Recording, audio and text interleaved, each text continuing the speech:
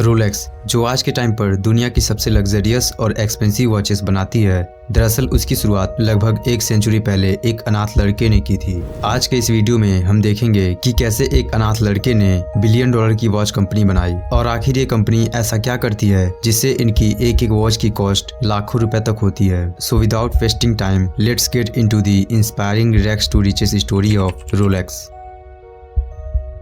Rolex के founder Hans Wilsdorf का जन्म 1881 को जर्मनी में हुआ था। हैंस का एक बड़ा भाई और एक छोटी बहन भी थी। हैंस की फैमिली आयरन टूल्स का बिजनेस करती थी, जो कि हैंस के ग्रैंडफादर ने शुरू की थी। हैंस का चाइल्डहुड काफी अच्छा बीत रहा था, बट कुछ साल बाद सडनली हैंस की मदर बीमार पड़ गई और ईयर 1892 में हैंस की मदर का डेथ हो जाता है और एक साल बाद हैंस के फादर का भी डेथ हो जाता है। मतलब कि हैंस 12 साल की उम्र में ही अनाथ हो गया और अब हैंस और उसके बड़े भाई और छोटी बहन की किस्मत उनके अंकल के हाथों में थी। हैंस के अंकल ने अपने आयरन टूल्स के फैमिली बिजनेस को सेल कर दिया और हैंस और उसके बड़े भाई और छोटी बहन को एक बोर्डिंग स्कूल भेज देते हैं, जहां पर हैंस की एजुकेशन पूरी होती है। Since Hans was quite good in German, English and French, Hans ने फॉरेन कंट्रीज में ट्रेवल करना शुरू कर दिया। हैंस ने अपने करियर की शुरुआत की एक इंटरनेशनल पर्ल एक्सपोर्टिंग कंपनी में काम करके।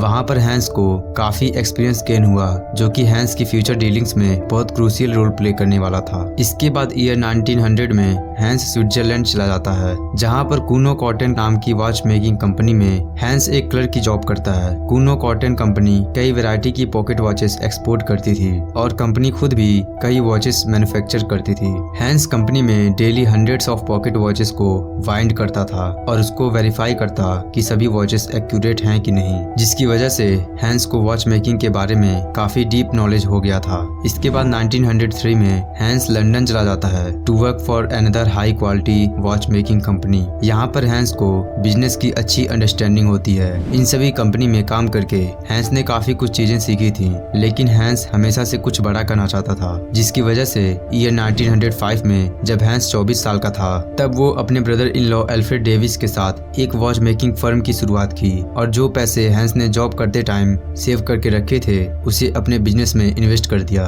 बट ज्यादातर फंडिंग अल्फ्रेड ने किया था, जिसकी वजह से अल्फ्रेड को फाउंडर बन जाता है। इन दोनों ने विल्स्टॉफ एंड डेविस नाम की कंपनी क्रिएट किए और एक कंपनी स्विट्जरलैंड से वॉच इंपोर्ट करके उसे यूनाइटेड किंगडम में सेल करने लगे। विल्स्टॉफ एंड डेविस कंपनी दो तरह की वॉच एक्सपोर्ट करती थी, pocket watch and wrist watch. But इस टाइम पर लोग सबसे ज्यादा पॉकेट वॉच को ही प्रीफर करते थे और जो लोग रिस्ट वॉच पहनते थे उनके ऊपर लोग हंसते थे, क्योंकि लोग मानते थे कि रिस्ट वॉचेस में कंपोनेंट्स बहुत ही छोटे होते हैं, जिनकी वजह से टाइम या तो फास्ट या तो स्लो हो जाता है। बट हैंस को पता था कि जल्द ही लोग रिस्ट वॉच को भी पसंद करने लगेंगे। हैंस ने लिखा, My personal opinion is that pocket watches will almost completely disappear and that wrist watches will replace them definitively. They just needed to be higher quality. तो हैंस ने सभी क्रिटिसिज्म को इग्नोर किया और उस टाइम का सबसे ज्यादा रिस्ट वॉचेस का ऑर्डर प्लेस किया। हैंस कई सारे वॉच मेकर्स से मिला और सबसे अच्छे वॉच मेकर्स को अपने कंपनी में वॉच बनाने को कहा और 3 साल के अंदर ही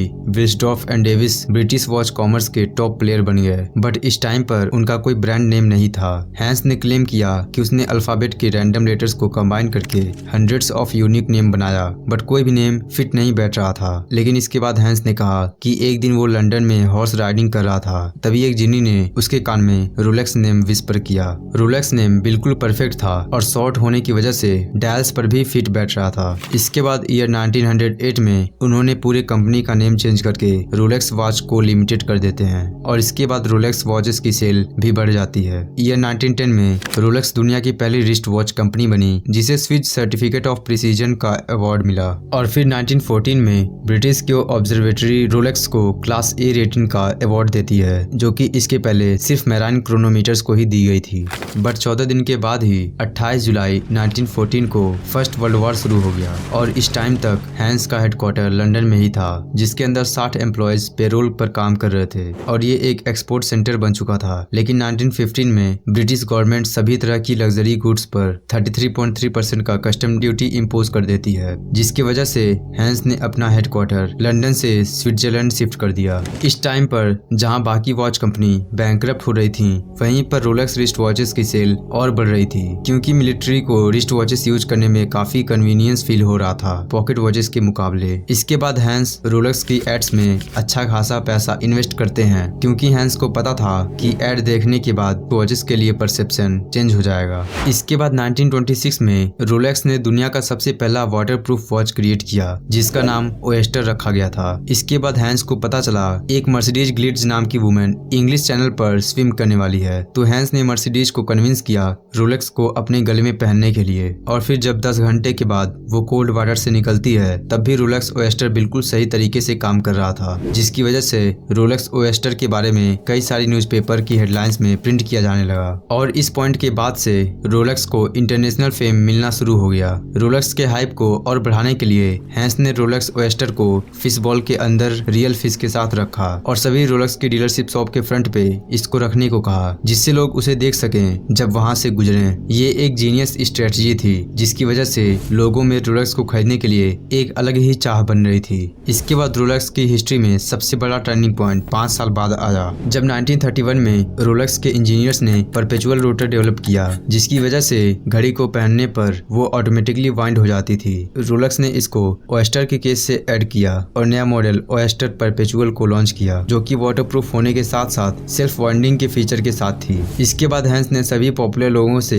रोलेक्स को एडवर्टाइज कराने लगे, स्पेशली उन लोगों से जो कि काफी डेयरिंग चैलेंजेस करते थे। जैसे कि 1933 में एक फ्लाइट माउंट एवरेस्ट के ऊपर से जा रही थी, तब क्रू मेंबर्स ने रोलेक्स पहना था, जो कि फ्लाइट के बाद भी एकदम 100% फंक्शनल था और इसे भी न्यूज़पेपर में प्रिंट किया गया। इसके बाद मैकलम कैम्पबेल नाम के आदमी ने 300 माइल पर आवर का स्पीड रिकॉर्ड बनाते समय भी रोलेक्स को पहना था। रोलेक्स अपनी मार्केटिंग स्ट्रेटेजी की वजह से बहुत तेजी से पॉपुलर हो रही थी। हैंस विल्सडॉर्फ का कहना था, only great marketing is needed to make a company successful. Company के स्टार्टिंग से ही हैंस विल्सडॉर्फ ने हमेशा से नए नए इन्वेंशन पर काम किया और ओएस्टर परपेचुअल के बाद 1945 में रोलेक्स के 40th एनिवर्सरी पर रोलेक्स का नया मॉडल डेटजेस्ट को रिलीज किया, जो कि दुनिया का पहला ऐसा क्रोनोमीटर था जिसके डायल पर डेट भी शो कर रहा था। इस मॉडल को रिलीज करने के बाद हैंस काफी खुश थे, बट कुछ दिनों के बाद ही सडनली हैंस की वाइफ का डेथ हो जाता है। हैंस हैड नो चिल्ड्रन, जिसकी वजह से हैंस ने विल्सडॉर्फ फाउंडेशन स्टेबलाइज किया और अपने डेथ से पहले ही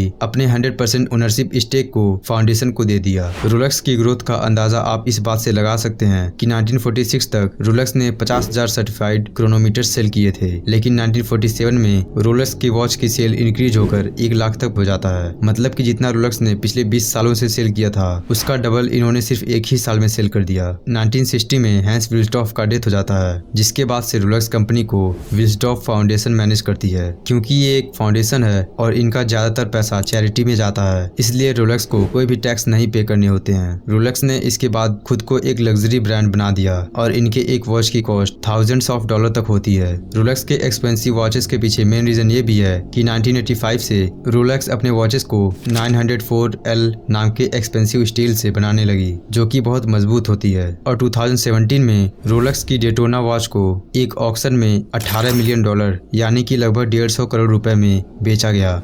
अगर आपको फ्यूचर में ऐसी ही वीडियोस देखना है तो सब्सक्राइब जरूर करें। मैं मिलता हूँ आपसे नेक्स्ट वीडियो में। बाय।